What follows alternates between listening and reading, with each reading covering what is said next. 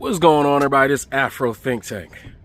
Okay, so it's come to my attention that the Somalis got a pretty significant scam going on up there in Minnesota and Utah and all the other places that they live. They got the little daycare scam going on where they tell the government that they have a daycare, that they have this many children, but then come to find out there ain't no kids in there. So that means they got no operational costs and they get to pocket all the money that the government gives them, right? Yeah, that's a pretty significant scam, I gotta say. And that's one that the Somalis have chosen to do in Minnesota, right? Many people do scams, right? I have to say that's a pretty slick one. You couldn't get away with that one in Washington, D.C. and Maryland. That one you couldn't get away with. We got other scams here, right? Everybody has their own kind of scams. Like, for instance, the Vietnamese and the Chinese and the Asian community, they got this scam here where, well, actually, I'm be honest, I'm keeping it real. It's not just them. The Vietnamese, the Koreans, the Chinese, the Nigerians, the Ghanaians, Ghanaians, and Russians, right? They have a medical scam here, right? Because the thing is, we in Maryland DMV, we got law enforcement everywhere. We got all kind of law enforcement. You got hundreds of thousands of federal law enforcement, state law enforcement, local law enforcement, all kind of, like, you just don't understand. Like, we are law enforcement capital, right? And you know what law enforcement need? You know what they need? And we got tons of bases. You know what they all need? They need to be cleared medically, right? And here's the problem. We know everybody's sick because of the food that the government make us eat, because of the food that the corporations make us eat. We all can't help but to get sick. Therefore, you know what I'm saying, when it's time to go get that medical checkup, we need a little hookup, all right? I'm not even going to act like I haven't been involved in such situations. All I got to do, a little scratch, a little payola, a little corruption, and guess what? My paperwork getting signed. $1 million government contract, $1 million government contracts, everybody doing it. But right now we pointing at the Somalians. This is their game, all right? The white boys, they got the pharmacy scams. Everybody apparently need oxycodone. Everybody need Dilaudid. Everybody need those Tylenol 15. See, that's what's happening in the rural areas. See, all them white boys going back and open up them pharmacies and getting them multi-million-dollar government contracts for medical drugs. And they got facilities wrapped around the goddamn block with crackheads and heroin addicts coming to get the legal shit. Because the drug industry, they just slap a name on it. Instead of calling it heroin, we're going to call it Adderall. We're just going to rename the shit. As they advertise their drugs openly on TV, we got that good shit. They be like, yeah, we got that good shit, right? For the first goddamn 10 seconds. And then for the rest of the 2 minutes, they tell you the side effects with all the pretty pictures in the background to distract your brain to realizing that they just putting their goddamn, look, this is my disclaimer. This shit will fuck you up, okay? This shit gonna happen to you.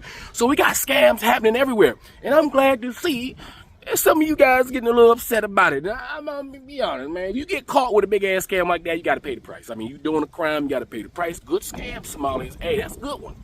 But we all got one. Right? African Americans, we dabble in a little bit of senior professionals. All right. Well, y'all doing all that. Y'all doing that. We do other shit. I ain't gonna tell you. I ain't stupid. Look, we be getting it.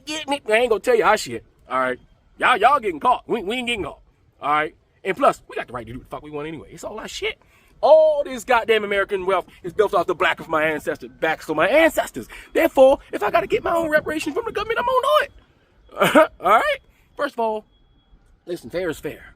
All right, so whoever got caught, all right, y'all should have had some kids up in there. See, that's your problem. Should have threw some kids up in there. You should at least showed me the shoulder. Y'all got greedy. Y'all got complacent. And that's why y'all got caught. All right. There's other scams. Oh yeah, and white folks, you know they got that that pedo scam going on. Right, that's their favorite shit. You know what I'm saying? Trial shop, sex trafficking, and all that shit. You know what I'm saying? Kids, especially out in them rural areas. That's big business.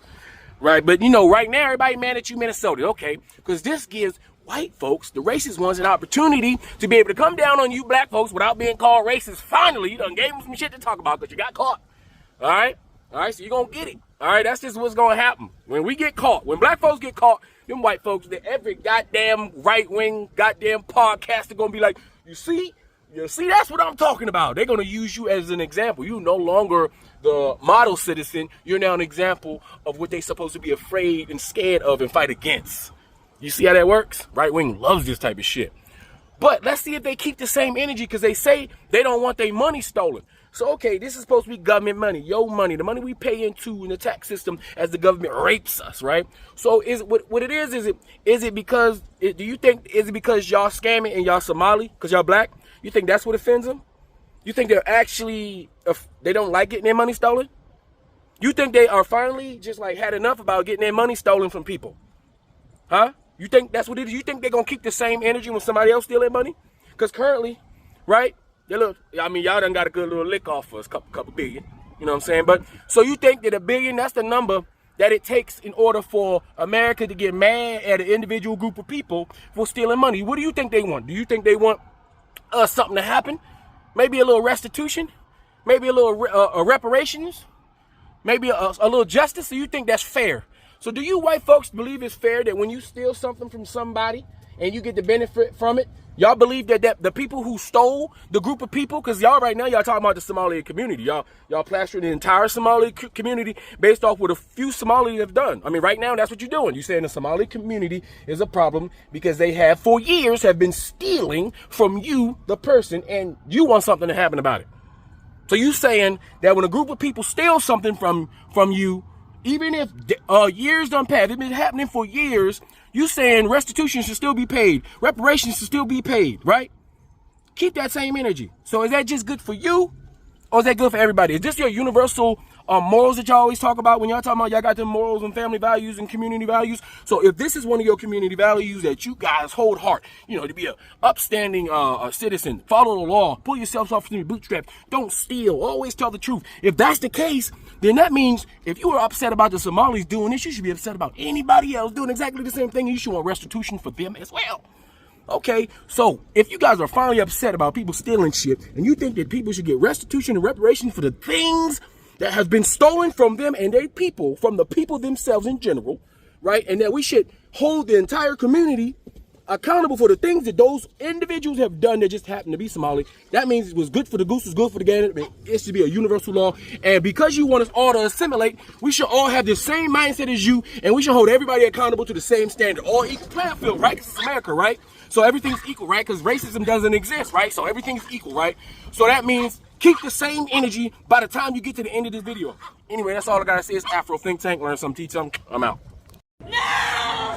Minnesota's largest welfare fraud case has been exposed, and multiple individuals involved have already been arrested and are now cooperating with investigators. One daycare facility couldn't even spell the word learning correctly, yet still received $4 million in public funding. Independent journalist Nick Shirley attempted to enroll his son in several taxpayer-funded daycare centers across Minnesota. Every location he visited was completely empty. He then exposed what was really happening. Videos show that some of the listed daycare addresses had no children at all. Some locations were vacant buildings or private residences, yet they had been collecting government subsidies for years. Nick Shirley and his team conducted on-site investigations, knocking on doors one by one. In front of the camera, some refused to answer, some shut the door immediately, and others suddenly changed their story, denying everything. One daycare facility specifically named in the investigation reportedly received around $1.9 million in public funds in 2025. Yet during filming and site visits, the location was completely vacant. State authorities and law enforcement have now launched formal investigations. Here in Minnesota, massive fraud is taking place within the government and the Somali population. Here, this building alone, Quality Learning Center, is a daycare, yet they spelled learning wrong and they said leering. This daycare alone in 2025 has received $1.9 million from the government. And the strange things about these childcare centers is There's no one here right now. It's midday on a weekday. And if you were to try to go inside, it's completely closed and the windows are all blacked out. No one's working, midday, children should be in here, and this place is licensed for 99 children, and this is the outside. There's no windows, no nothing, and like I said, they literally spelt the word wrong on their sign. This is open and blatant fraud taking place here inside of Minnesota. The government is complicit with this, and this is just one of the hundreds of child daycare centers here inside of Minneapolis being ran by the Somali population. It's sad that it's happening here in Minnesota, and it stinks that it's happening and it's being labeled on the Somali population. However, that's just the facts of what's happening here inside of Minnesota. $1.9 million for this daycare center that can't even spell learning right.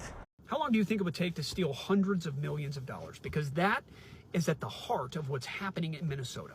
Now, I'll say this is all alleged, but Minnesota's dealing with one of the biggest social services fraud cases in the history of this country, and allegedly hundreds of millions of dollars were stolen. But the story to me isn't just the amount, it's how they got away with it for so long, because according to multiple media reports, one of the reasons that this scheme ran for as long as it did is the organizers weaponized accusations of racism to continue to commit fraud. So when a lawmaker or a government agency said, hey, these numbers do not make sense, the response was basically, wow, perhaps you're being racially biased against our nonprofit. And just like that, everyone backed off. And this is where we have to be honest. This isn't isolated to Minnesota. I have been in the field of homeless services for almost 20 years. I have seen this my entire career. This is not new. From government work to nonprofit work, charity work, it is everywhere where you ask questions and the response is, if you push any harder, you're attacking my identity. Well, the results are predictable. Oversight slows down, investigations stop, people get intimidated. And one of the things that makes me furious about this is folks who misuse identity to dodge accountability, they do incredible damage to the communities that they represent. That is a really big deal. So a couple of questions then. Is basic accountability racist? Are audits racist? Is asking how public money is spent racist? If your work cannot survive basic questions, the problem is not the question. The problem is your work. And we have to call this tactic out. Because if we don't, honest folks in this work get drowned out by the ones who are hiding behind moral panic to avoid being caught. Thanks for watching. Welcome back to the channel, everybody, and I'm sure most of you have been at least following this Minnesota welfare fraud scheme in the Somali communities that's sort of been making big news in the last couple weeks. And this story got blown wide open by independent journalist Nick Shirley this week, who decided to actually go down into the communities at Minnesota and see what the hell's going on with all this welfare fraud. And in a 45-minute video, uncovered over $100 million in welfare fraud just himself, because there is nothing more America first than taking American taxpayers' dollars and funneling it to foreign countries. Oh wait, that's what our government does all the time. But this one's a little bit more serious because it's looking like it's turning out to be the largest fraud scheme in American history, probably outside of our government failing, audits every single year. But outside of that, the largest fraud scheme in American history. So that's what we're going to talk about in this video today. Let's see what Nick was able to uncover and see how insane this whole story really is. And also some questions of how did this happen and what's going to be done about it? Probably nothing. So don't forget to like, comment, subscribe. Helps the channel. Let's jump into this and see what the hell's going on, because this story is actually crazy. So the basis of what's been going on in this welfare fraud scheme, if you're not caught up to this, is essentially a bunch of fraudulent businesses that have been portraying themselves as daycare centers and health clinics and all these sorts of different places, so that way that they can receive huge amounts of grants from the state of Minnesota to essentially run daycare centers that don't actually exist, while they collect millions and millions of dollars to enrich themselves, as well as, it turns out, or sounds like, sending a lot of that money back to Somalia into the hands of terrorist organizations like Al-Shabaab. Not great. Because again, the only people allowed to funnel your tax dollars to foreign country terrorist organizations is the American government. Now, let's see what Nick Shirley had to say in his own words about what he set out to do in his investigation. Answer the question. Are there children? There's no children inside this building. Potentially the largest fraud scandal in U.S. history is taking place in Minnesota, as literally billions of dollars have been funneled through Somali-ran fraudulent businesses. So much fraud, it could actually almost replace the entire GDP of Somalia. These these fraudsters have worked hand in hand with the Minnesota government as they enabled billions of dollars to be given to fraudulent businesses underneath welfare purposes. Some of this money eventually landed in the hands of terrorist groups in Somalia like the Al-Shabaab, and others enriched themselves all at the U.S. taxpayers' expense. And in this video, we will break down all of the fraud from start to finish, from going to the fraudulent businesses and confronting the people who are making millions of dollars from the government. And we will also be confronting the incompetent government leaders who let this fraud happen. So yes, children's daycare centers, health clinics, autism centers, a lot of autism centers, it turns out. All of those, again, set up to help everyone in the community, help the low-income earners with free daycare and things like that. But it turns out, as Nick is about to find out in his investigation, none of these places are actually even open. They're basically just shell buildings collecting millions and millions of taxpayer dollars. So on his first stop, Nick checks out a learning center that's been given millions and millions of dollars in taxpayer funding.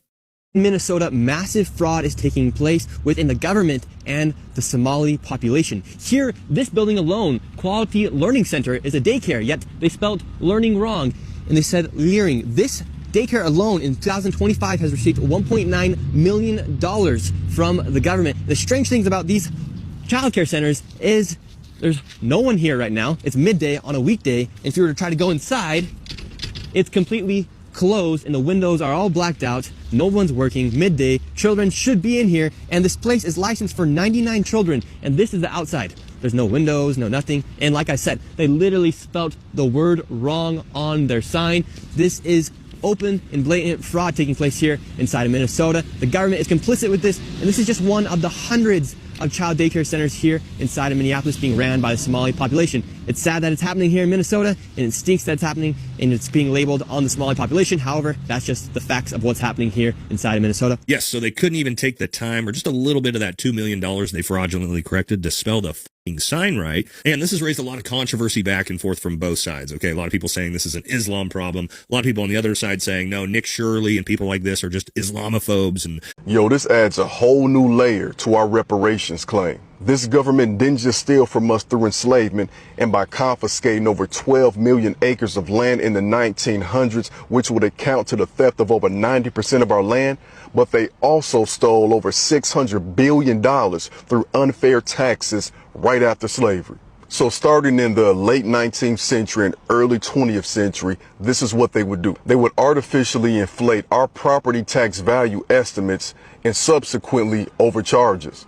And because we couldn't pay those exorbitant taxes, they then come in and systemically steal our land. For example, Anthony Fleming and J.R. Rooks were two black men who were forced off their farmland by white supremacist mobs. They then went on to establish a town with the goal of enabling black Americans to own land. This is after they were already forced off their land by a white supremacist mob. By 1911, this town, Edmondson, Arkansas, encompassed 30 square miles of stores, a bank, a hotel, and a post office for local black homeowners. Then, 20 years later, this town was no more after white plantation owners plotted to seize land by imposing taxes on lots that Edmondson residents were unaware of. These black folks who owned this property had no idea about these taxes, and then because they didn't pay them, their land was taken. These plantation owners who stole the land then had all the buildings demolished. Now the population in Edmondson, Arkansas is about 500 people, and the median income is roughly $28,000. From 1870 to 2020, black Americans were overtaxed by more than $27.5 billion. And the 12 million acres that were stolen from us throughout the 1900s would equate to $326 billion today. But we don't work hard, but DEI is racist against white folks, but we don't deserve reparations? This is yet another reason why the work that Kavon Ward and Where's My Land is doing is so important. Because it didn't just happen then, it's happening now. And for the cases that happened then, there are black families who are fighting for that land back through Kavon Ward and Where's My Land's help, such as the descendants of those who lived in Russell City, California. This was a black community in the Bay Area of California that consisted of 1,400 people and 400 homes, who created a prosperous community despite the fact that they were redlined.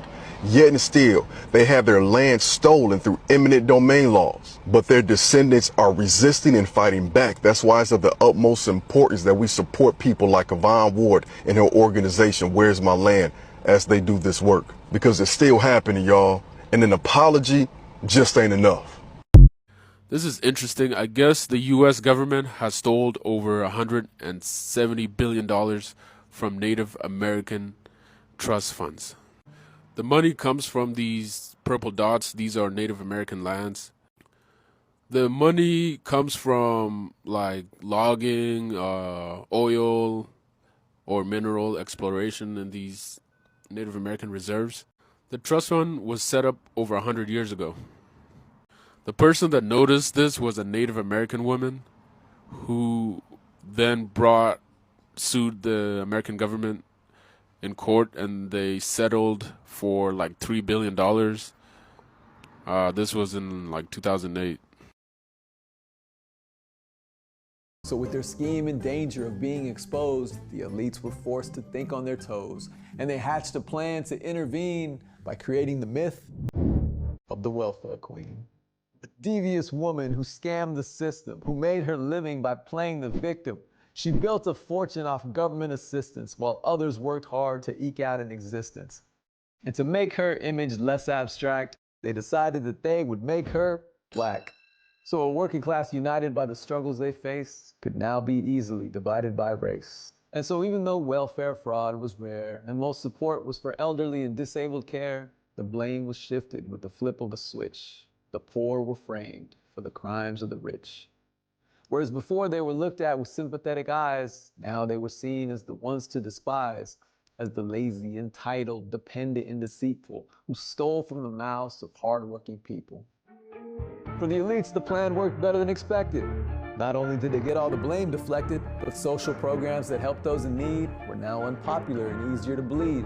So funding was slashed and cuts were made to veteran and children and student aid, to affordable housing and mental health, so the government could redirect that wealth to billionaires and corporations as tax breaks and subsidization. 45 was sworn in 2017 in front of the largest crowd a president had ever seen.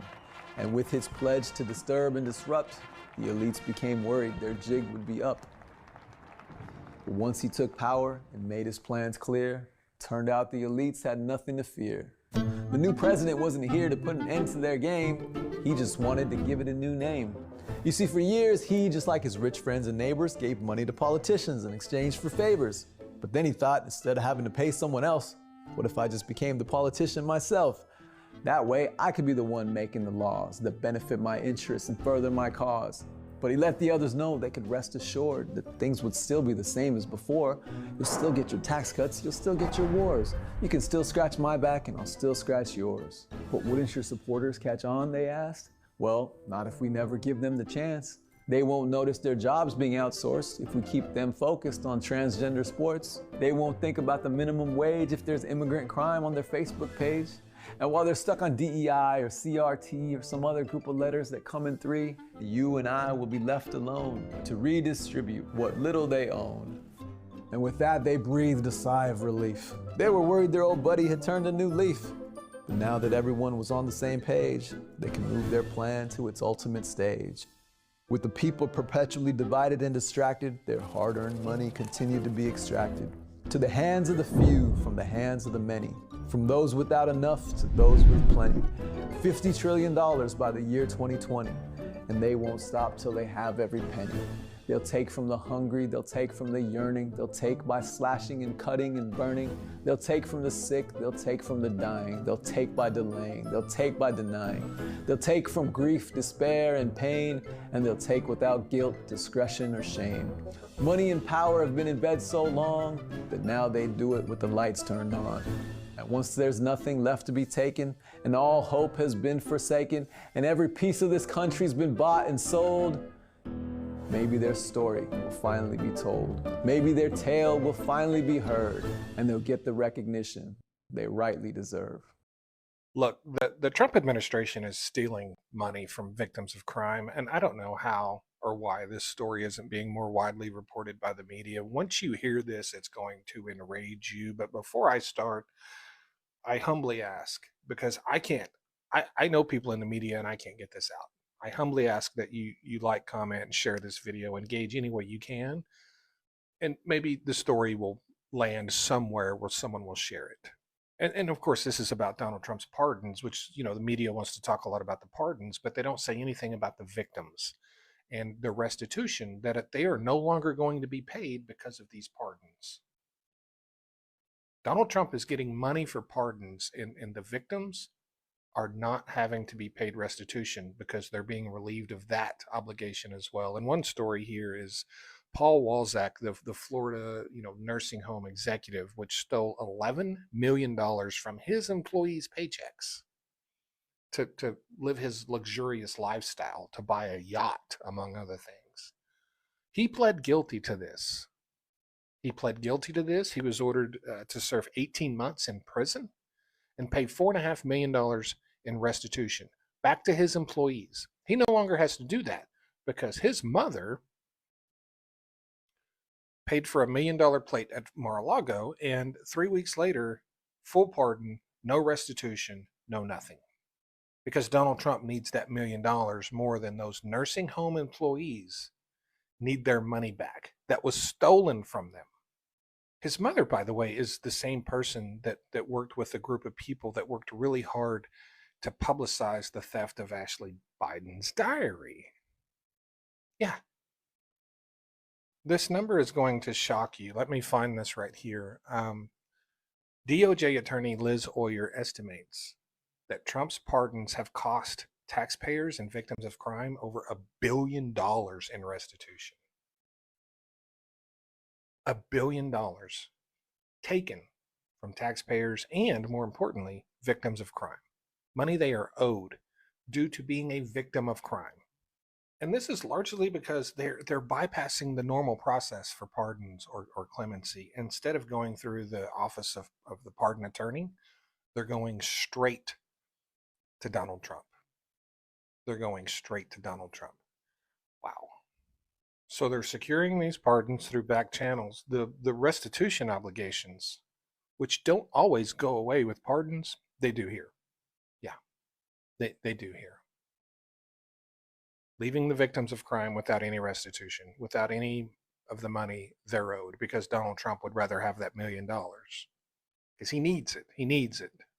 Justice is for sale in this administration, and the victims of crimes are left with nothing, so a billionaire can further enrich himself. That's what's happening with the President of the United States of America. And the media is not reporting on it. But they will. They will soon. You watch. Because I'm getting this out one way or the other. I'm getting this out. Thanks. The Pentagon has moved $2 billion to the Department of Homeland Security. Wait for this. Yes, in addition to $175 billion, a record-breaking amount in our budget to deport brown people who pay taxes, the Pentagon this week diverted $2 billion from the Pentagon military budget to Homeland Security. But wait, the VA will be cutting 35,000 jobs in the next few weeks, and this will reduce healthcare workers for veterans. You heard me correctly, ladies and gentlemen. The 5-time draft dodger steals money from the military budget to deport brown people. And yes, he's an immigrant and his wife is an immigrant. And yes, the military and veterans, 65% of them voted for this 5-time draft dodger. Healthcare workers will be losing their job in the next couple weeks, and money has been taken away from the military to give more money to the Department of Homeland Security for Kristi Noem to buy new planes and do fancy smancy commercials. FAFO. U.S. military budget over $1 trillion. How much for Israel? This week, the United States Congress is voting on the National Defense Authorization Act, the NDAA. That is the bill that will fund America's military in 2026. Just to be clear, the NDAA appears to be just under $1 trillion. But remember, Trump's big, beautiful bill included $156 billion in supplemental military spending. So in the end, the military budget will be over $1 trillion. And who benefits from all of this taxpayer money? The military-industrial complex in bed with Israel. Israel continues to masterfully steal in broad daylight U.S. taxpayer money to benefit only Israel, and our corrupt U.S. politicians gladly send hard-earned American taxpayer money to Israel to continue slaughtering Palestinians in Gaza and the West Bank and murdering Arabs and Muslims in Lebanon and Syria. So what is America spending to benefit the Israeli war machine? Number one, $500 million for Israeli missile defense. Number two, $80 million for U.S.-Israeli anti-tunnel cooperation. Number three, $50 million for U.S.-Israeli anti-drone cooperation. And what is the United States spending on blackmail and bribery in the Middle East so that Arab countries bow to Israel? Number one, $357 million for the government of Iraq, Syria militias, Kurdish security forces, and Lebanon. Number two, over $100 million for support to Middle Eastern countries to increase security along their borders. And number three, and as required, provide assistance, support, equipment, and supplies to Jordan and Lebanon. America, wake up. Our corrupt politicians are taking orders from Israel and funneling hard-earned U.S. taxpayer money to Israel so that Israel can continue bullying and murdering all of the Arabs and Muslims in the Middle East. But it gets worse. There is a new way to betray, to screw the average American citizen and help poor, defenseless Israel slaughter more innocent Palestinian women and children. America must provide maximum protection to Israel by filling any gap that is created by sanctions or arms embargoes to Israel from other countries. What does that mean? It means if another country stops sending military weapons or aid to Israel because they object to their military equipment being used in genocide, the United States will step in and fill that gap in military equipment or support so that Israel will never be without.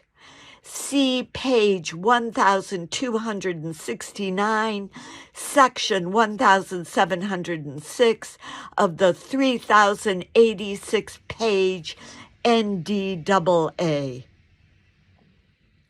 Who are these Israeli Zionist Jews that demand complete fealty from the United States of America? It is humiliating. Damn them all. Some way, somehow, America will stop funding Israel and Palestine will be free. More next time. I'm Penny Lane. Thank you. What do you think $20 billion buys you, the US taxpayer? It could be almost a full year of funding for NASA. It could be 2 years of funding for the Environmental Protection Agency. It could be several months of food stamps for the millions of people who are about to lose them thanks to the government shutdown. Or it could buy you an election 5,000 miles away here in Argentina. That's what the Trump administration did with the currency swap to bail out the Argentinian peso to the tune of $20 billion in US taxpayer money straight from the US Treasury. And this is extremely unusual. The last time something like this happened was more than 30 years ago, and there's no clear economic reason for it. The economy here in Argentina could tank. In fact, it has tanked many times with absolutely no economic consequences for the US. So why did we spend this money in this way precisely during a time when in the United States so many things are getting slashed and cut and shut down? There's actually a very clear answer, and the answer is politics. The president here is a guy named Javier Milei, and he's a crude and eccentric television personality. He's a far-right populist. He's all about aggressive cuts to public spending and aggressive deregulation. I mean, this guy was bounding across stages with a chainsaw in his hands well before Elon Musk was doing it. So when Trump was bailing out the peso, what he was actually doing was bailing out his friend and ally, Javier Milei. Because on Sunday, there were legislative elections here, midterm elections, that were crucial for Milei's political survival. And in the run-up to those elections, he was in pretty bad shape. The economy's not doing well, there's widespread discontent, and crucially, the peso was going down fast up until the US Treasury intervened with those $20 billion. So the question now is, was that money worth it? Well, for Javier Milei, yeah, pretty much. He was able to hold on to enough seats in Congress to gobble together a coalition to continue pushing his agenda through. But was the money worth it for you, the US taxpayer? More worth it than NASA or the EPA or food stamps? I leave that up to you to decide. In 2022, Big Pharma spent $373 million on elections. How much do you think they're going to spend in 2024, a presidential election year? $500 million? Did you know that Big Pharma is using federal funding to develop many prescription drugs? Now, don't get me wrong. Funding healthcare and medical research is crucial. But it should be benefiting the people, not just Big Pharma shareholders. You see, they're taking your tax dollars and then turning around and charging you the highest prices in the world. And do you know why it's like this? We have a political system that allows Big Pharma to pour millions into political campaigns and lobbying. They buy influence and power in Congress to tilt the scales in their favor. That's not democracy. It's a system broken and corrupted by money. Now, I'm sure you've heard that America has the highest prescription drug prices in the world. You know, in some cases, we pay over 13 times what people in other countries pay for the same medications. But it doesn't have to be this way. A brighter, better future is possible. A future where your well-being comes before corporate profits. A future where affordable health care and medication is a right and not a privilege. A future where our elected officials work for the people, not for corporations and lobbyists. That's the future I'm fighting for. And that's why I'm running for the U.S. Senate. To disempower the lobbies and empower the people. Let's do this together. Let's take a look under the black veil of Big Pharma. Ever wonder why America pays more for prescription drugs than any other country in the world? The reason is a bit darker than you may think. I'm going to give you the inside scoop from 6 years of experience working for a Fortune 20 healthcare company battling the pharmaceutical companies. Point one, direct-to-consumer ads. The US is only one of 2 countries with New Zealand that even allows these ads in the first place. You know those Meadow running commercials with side effects like paralysis? These commercials don't just sell pills, they're only selling brand name drugs, and they have effectively flipped the order of operations for how healthcare should be. Doctors also play a role in this. It's a very simple sales pitch. The pharmaceutical companies come into a doctor's office, pushing them to prescribe high-priced brand name drugs that we all see on TV, even when generic alternatives exist, and they're typically persuaded over a steak dinner. Ads also don't just raise prices, they in essence buy an effect of silence over the airwaves that we watch. Pharma spends on average close to $30 billion a year on these commercials. When you think about the major networks, CNN, ABC, CBS, and Fox, Pharma is their #1 advertiser. That is their biggest revenue stream. Imagine you're a producer at one of these programs and you get the scoop on a pharma hit story or drug pricing. You're going to think twice about running that story if you're looking out for your annual bonus. The FDA is really at this point a revolving door between private industry and the public agency that oversees drug approvals. I worked on these issues directly, both on a legislative and regulatory level. It was not just the pharmaceutical industry that was crying foul. There are First Amendment issues here, namely commercial speech and what can be regulated, but also there are a lot of other parties, namely the broadcasters and the big media companies that have a very big stake in maintaining the current regime we're under, where we'll see pharmaceutical ads, whether it's in between NFL football games or on every other paid programming on TV. And that's why this whole regime is very unlikely to change. There's both First Amendment issues and there's a ton of political pressure with major stakeholders involved. It's just one reason why drug prices continue to stay high. Let me know what you think. There are nasty people. There There are welfare queens. There are nasty people who take advantage of the system and take away from those who earned it, take away from those who need it. So how are you going to take that into account? How are you going to make sure we cover that risk as well? The biggest welfare queens in this country are the giant corporations that don't pay a penny in federal taxes. The biggest welfare queens are the CEOs who get a tax deduction for flying on a private jet. It's not hungry kids. It's not working parents who work multiple jobs to provide for their families. I agree with you that we need individual responsibility. And I don't want to create a culture of dependency. I want a hand up and not a handout. You know, I believe that you don't give a man to fish, you teach a man to fish. But if you're going to take your friend out on a boat for the day to teach him how to fish, you want to make sure he had breakfast that morning. You want to make sure he's not sick, because that allows him to learn how to fish. Again, I was a public school teacher, so I saw how when kids showed up hungry, they couldn't learn that day. Even my brightest students, even my hardest working students, couldn't succeed, couldn't pull themselves up by their bootstraps when they didn't have boots. That's what I'm trying to fix in this country. We don't want dependency. We want to reward hard work. And I think that should apply to those billionaires, not just working people. Post-World War II, America is strong at this time. Militarily, our country wasn't devastated by the bombing in the way that Europe was. The dollar was extremely strong. We got everybody to take on the dollar as the world's reserve currency. When you do that, the reason it's so awesome is you get to export your inflation to the rest of the world. So now it's not just the people in your country that are suffering from the money that the government is stealing from you. They're able to steal from the Chinese government. They own the largest portion of American debt. Yes. Now, whether they still do, I don't know, but it certainly over time they won't, given the way they're moving now. Mr. Roman, are you aware that we are sending $40 million a week to the Taliban? Yes, sir. Can you name other instances of foreign aid going to terrorist organizations? We have assisted al-Shabaab in Somalia. There's been instances of the Khamsi network in Sudan, Hamas, Islamic Jihad, Hezbollah, Kataib al-Hezbollah, Hayat Tahrir al-Shams in Syria. Dozens of terror organizations have received indirect assistance from U.S. foreign aid. Mr. Roman, are you aware that we are sending $40 million a week to the Taliban? Yes, sir. Can you name other instances of foreign aid going to terrorist organizations? We have assisted al-Shabaab in Somalia. There's been instances of the Khamsi network in Sudan, Hamas, Islamic Jihad, Hezbollah, Kataib al-Hezbollah, Hayat Tahrir al-Shams in Syria. Dozens of terror organizations have received indirect assistance from U.S. foreign aid. Free Sudan! Boycott diamonds and gold! Free Sudan! Boycott diamonds and gold! We most definitely cannot forget about the people of Sudan! Thanks for watching Afro Think Tank. Don't forget to like, share, and subscribe. And follow me on Substack and Patreon for more content. Remember, it's Pan-Africanism or nothing.